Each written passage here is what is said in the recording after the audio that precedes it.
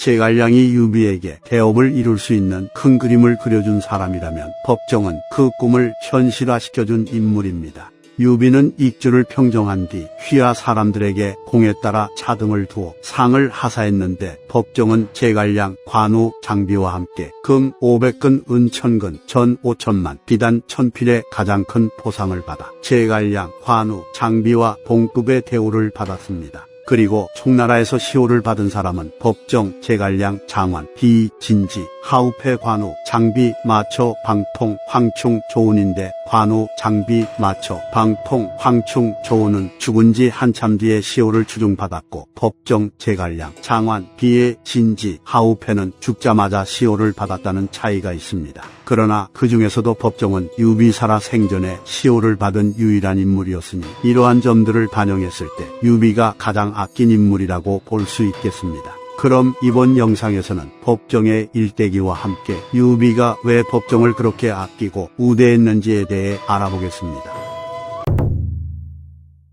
법정은 우북 풍미현 출신이며 삼복연록주에 따르면 법정의 할아버지인 법진은 어려서부터 유학의 5가지 경서인 시경, 서경, 주역, 예기, 춘추에 밝았고 참의에 통달했는데 그가 더 대단한 것은 별도의 스승도 없이 독학으로 이 모든 것을 해냈다는 점입니다. 그래서 법진은 이와 같이 특출난 재능으로 명성을 떨쳤고 이에 국가조정과 국궁태수는 그를 정중하게 초빙하여 등용하려 했으나 이때마다 법진은 번번이 거절을 했다고 하며 이로 인해 그의 친구들은 그를 현덕선생이라고 불렀습니다. 또한 법진은 사람을 알아보는 안목으로 유명했는데 그가 뛰어난 기량이 있다고 지목한 사람이 훗날 구경과 상공의 지위를 역임했기에 당시 사람들은 법진의 안목에 반복했습니다. 그리고 법정의 아버지인 법연도 사도연 정리저감의 관직을 지냈으니 법정은 큰 영향력을 가진 가문 출신이었던 것입니다.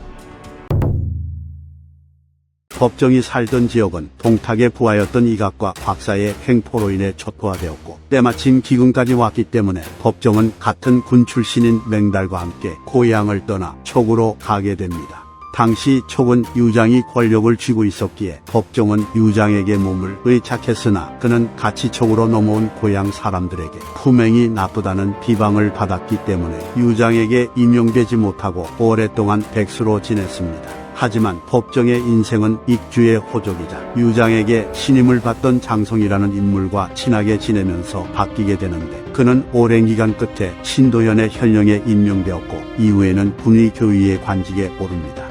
참고로 법정이 장성과 친해질 수 있었던 이유는 상급자에 대한 뒷담화로 의기투합했기 때문인 것으로 보이는데 실제로 법정과 장성은 유장이라는 군주가 함께하기에는 장래가 없다고 여기며 항상 둘이서 남몰래 탄식을 했습니다. 본래 유장은 형주를 평정한 조조에게 고개를 숙일 생각을 가지고 있었으므로 장성의 형인 장숙을 파견해 병사와 선물을 조공으로 바쳤고 곧이어 장성을 파견했는데 이때 조조는 천하 통일을 앞두고 있어 자만하고 있었으므로 장성을 푸대접하며 만나주지도 않았습니다. 그런데 이후 조조는 적벽대전에서 손유 연합군에게 거하게 털리고 북쪽으로 돌아갔고 이에 장성은 유장에게 돌아와 조조와의 관계를 끊을 것을 권하며 유예주가 사군에 가까운 친족이니 서로 교류할 만합니다 라고 주장합니다. 그래서 유장이 장성에게 누가 사신으로 가면 좋겠소? 라고 묻자 장성은 법정을 청구했는데 이때 당시만 해도 법정은 유비를 그리 좋게 보지 않았는지 사신으로 가는 것을 사양했으나 결국 부득이하게 가게 됩니다. 하지만 법정은 유비를 만나자마자 그의 매력에 푹 빠지게 되는데 오수에 따르면 유비는 법정에게 후한 대접과 진심과 정성이 담긴 환대를 하며 호의적으로 대했다고 합니다. 그리하여 법정은 돌아와 장성에게 유비가 웅대한 계략을 가지고 있다고 칭찬했고 이를 기점으로 둘은 유비를 추대해 군주로 삼아야 한다고 생각하며 남몰래 의논을 하고 계획을 세웠으나 딱히 어찌할 방법이 없었습니다. 건한 16년 조조가 종료 등을 파견해 한중의 장로를 정벌하려 한다는 소식이 들려왔기에 유장은 매우 두려워했습니다. 그래서 장성은 그 틈을 타 유장에게 조조의 병사들은 강하고 천하무적이니 만약 장로의 자원을 이용해 촉의 땅을 취하려 한다면 어느 누가 능히 막을 수 있겠습니까? 라고 말하며 겁을 줍니다. 그러자 유장은 장송에게 나는 참으로 걱정되나 아직 계책이 없소 라고 했고, 이에 장송은 유해주는 사군의 종실이고 조조의 깊은 원수이며 군사를 부리는데 뛰어나니 만약 그로 하여금 장로를 토벌하게 한다면 장로는 반드시 격파될 것입니다. 장로가 격파되면 곧바로 익주는 강성해질 것이고 조조가 비록 온다 하더라도 할 수 있는 것이 없을 것입니다 라고 말한 뒤 이어서 지금 주 안에 있는 여러 장수들인 방귀와 이의 등은 모두 공로를 자부하며 교만하고 멋대로 굴며 다른 마음을 품고자 하니 만약 예주의 도움을 얻지 못하면 적은 바깥에서 공격해오고 백성은 안에서 공격하는 상황이 초래될 것이므로 이는 필패하는 길이 될 것입니다 라고 주장했습니다. 그리하여 유장은 장송의 말에 넘어가 또다시 법정을 사신으로 파견함과 동시에 병사 4천여 명과 거액의 선물을 유비에게 주며 보험을 청했으므로 이로 인해 유비가 입촉할 수 있는 길이 열리게 됩니다. 법정은 유비를 다시 만나 유장의 뜻을 전한 뒤 몰래 유비에게 명장군의 뛰어난 재주로 유목의 나약함을 이용하십시오. 장송은 주에서 신임을 받는 신하로 안에서 호응할 것입니다. 연후에 익주의 풍성하고 넉넉함을 취하여 전부의 험준함에 의지한다면 태업을 이루는 것은 가히 손바닥을 뒤집는 일일 것입니다 라는 계책을 올렸습니다. 그리하여 유비는 수만 명의 병사를 인솔해 촉으로 들어간 뒤 여러 과정 끝에 결국 유장과 싸우게 되었는데 그는 유장의 군대를 차례대로 격파하며 익주 지역을 점령해 나갔습니다. 상황이 이렇게 되자 유장의 수하였던 정도가 유장에게 좌장군이 평군으로 우리를 엄습했으나 병사는 1만 명에 미치지 못하고 항복한 병사들을 아직 완전히 흡수하지 못했으며 민간의 곡식에 의지하여 군대엔 지중이 없습니다. 따라서 파서군과 제동군에 있는 백성들을 부수 서쪽으로 모두 내몬 다음 그곳의 곡간과 곡식을 전부 불태워 없앤 뒤 높은 보루와 깊은 해자로 조용히 기다리는 것만한 계책이 없습니다. 그리고 저들이 도착하여 싸움을 걸어도 승낙하지 말고 오래 기다리면 저들의 양식은 없어질 것이고 100일이 지나지 않아 반드시 장차 스스로 달아날 것입니다. 그리하여 저들이 달아날 때 공격하면 반드시 사로잡을 수 있을 따름입니다 라고 주장했습니다. 그래서 이 소식을 들은 유비는 매우 불쾌해하며 법정에게 어떻게 해야 할지를 물었고, 이에 법정은 유비에게 정도의 계책은 끝내 쓰일 수 없을 것이니 걱정할 가치도 없습니다 라고 대답합니다. 유장은 법정이 예상한 대로 그의 부하들에게 내가 백성을 편안케 하기 위해 적을 막는다는 말은 들었어도 백성을 움직여 적을 피한다는 말은 아직 듣지 못했다 라고 말한 뒤 정도를 내치고 그의 계책을 쓰지 않았습니다. 이후 유비의 군대가 낙성에 이르렀을 때 법정은 유장에게 편지를 보내 각자 먼 날을 기약하여 식량을 헤아려 보아도 지금 이곳의 진영은 수비가 이미 견고하고 미곡이 이미 쌓여 있으나 명장군의 토지는 점점 줄어들고 있으며 백성들도 날로 공궁해지고 적대하는 자들도 많아지니 식량을 공급받는 것도 없어져 이어지지 않을 것입니다. 저의 얕은 견해로 헤아려 보아도 반드시 명장군 측의 군량이 먼저 고갈될 것이니 오랫동안 버티며 견디지 못할 것입니다. 따라서 부질없이 서로 이와 같이 지키기만 하는 것은 서로가 이미 감당할 수 없는 상황인데, 더하여 지금 장익덕의 수만 군대가 이미 파동군을 평정하고 건의군의 경계로 들어온 뒤 군대를 나누어 자중 덕양을 평정하며 세 갈래 먼 길로 들어오고 있으니 장차 어떻게 막으실 겁니까?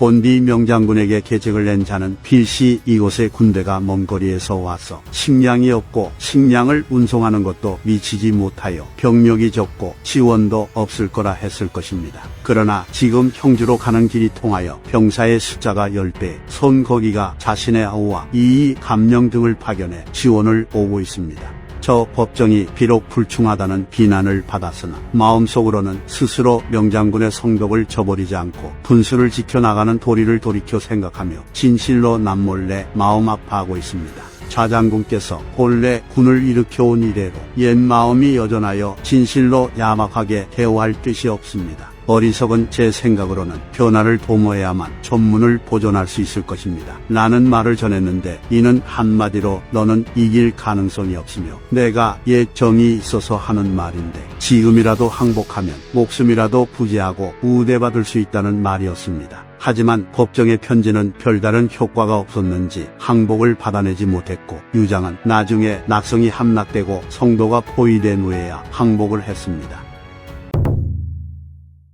일찍이 유비가 성도를 포위했을 때 유장의 촉군 태수였던 허정은 성을 몰래 넘어가 항복하려 했으나 일이 발각되어 유장에게 사로잡힙니다. 하지만 유장은 자신도 곧 항복할 생각이었기 때문에 허정을 죽이지 않고 살려줍니다. 그래서 유비가 이 일을 전해 듣고는 허정을 박대하며 그를 등용하지 않았기에 법정이 유비를 찾아가 천하에는 허명은 얻었으나 실제로는 별 볼 일 없는 자들이 있는데 허정이 바로 그렇습니다. 그러나 지금 주공께서는 비로소 대업을 시작하시어 천하 사람들을 일일이 설득할 수도 없는 일인데 허정의 허명은 온 세상에 전파되어 있으니 만약 그에게 예우를 하지 않는다면 천하 사람들은 이를 두고 주공께서 어진 일을 경시한다고 여길 것입니다. 따라서 응당 더욱 공경하고 중히 대하시어 멀고 가까이 있는 사람들을 속여 과거의 연왕이 과계를 대우한 일을 따르십시오 라고 조언했습니다. 그리하여 유비는 법정의 조언을 받아들여 허정을 후하게 대우했습니다.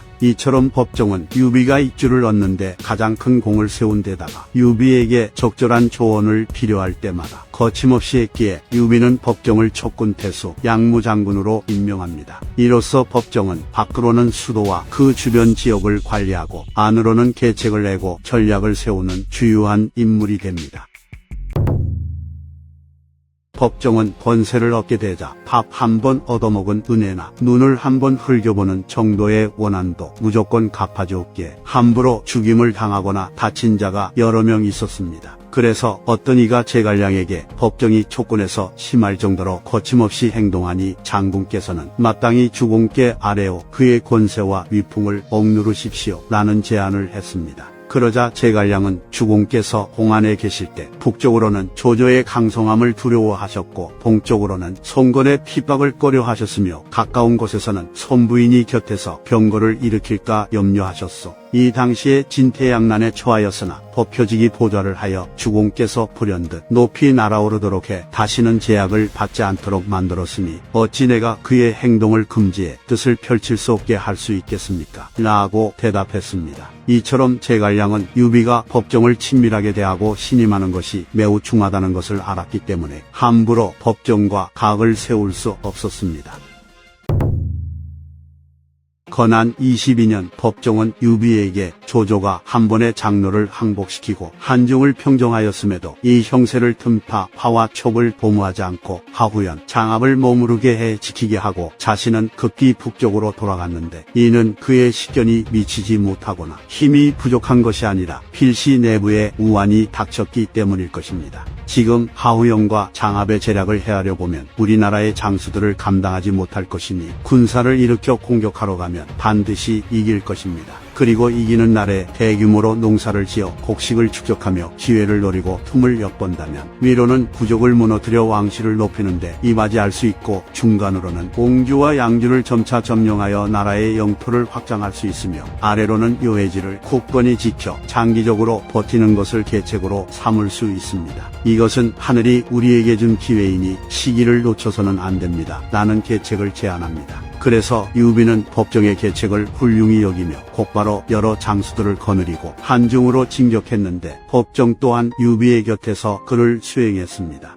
건한 24년 유비가 양평에서부터 남쪽으로 면수를 건너 산을 따라 점차 앞으로 나아가서 정군산에 진영을 세우자 하후연과 장압이 군사를 거느리고 와서 전투가 벌어집니다. 기록에는 당시의 전황이 자세히 나오지는 않지만 아마 법정은 하후연이 지휘관임에도 불구하고 후방에 있지 않고 대범하게 앞장서는 모습을 보이는 것을 파악하고는 하후연을 죽이기 위한 계책을 세웠던 것으로 보입니다. 그리하여 때가 되자 법정은 유비에게 가히 공격할 만합니다. 라고 말했고 이에 유비는 황충을 보내 하후연을 공격하여 그의 군대를 크게 격파하고 그의 목을 베었으니 이는 유비군이 조조군을 상대로 거둔 유례없는 대승리였습니다. 훗날 조조는 이 모든 것들이 법정의 계책이었다는 이야기를 듣고는 나는 현덕이 이와 같은 일을 하기 어렵다는 것을 본래 알고 있었으니 필시 다른 사람이 가르쳐준 것인 줄 알았다 라고 말했습니다.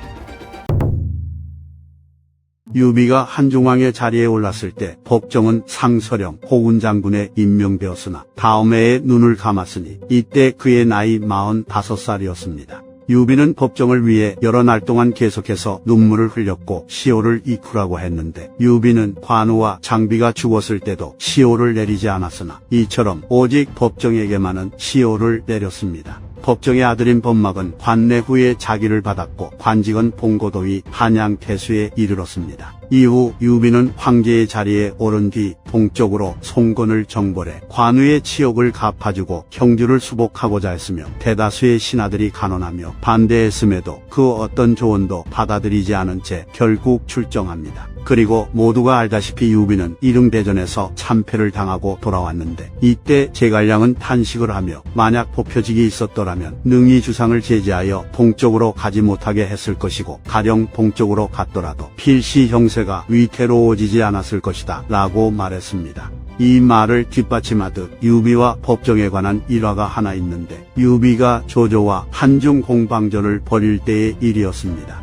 당시 유비의 군대는 조조의 군대에게 밀려 마땅히 퇴각을 해야 되는 상황이었으나 유비가 크게 화를 내며 물러나지 않으려 했기에 그 누구도 감히 간언을 할 수 없는 상황이었습니다. 하지만 갑자기 법정이 유비의 앞을 지나 비오듯이 쏟아지는 화살을 향해 나아가려 했기에 유비는 법정에게 효직은 화살을 피하시오라고 말합니다. 그러자 법정은 유비에게 명공께서 친히 화살과 돌을 맞으려 하시는데 하물며 소인이야 더 말할 것이 있겠습니까? 라고 대답했고 이에 유비는 법정의 말을 받아들여 효직 내가 그대와 함께 물러나겠소 라고 하였습니다. 제 생각에 법정은 지략이 뛰어난 것은 물론이거니와 유관장 같은 성향의 인물들이 중시하는 협과 의를 이해하는 유일한 책사였기 때문에 유비와 죽이 잘 맞았던 것으로 보이며 이는 마치 조조가 곁에 뛰어난 책사를 수도 없이 두었으나 자신과 가장 죽이 잘 맞았던 곽가를 제일 가까이 한 것과 같습니다.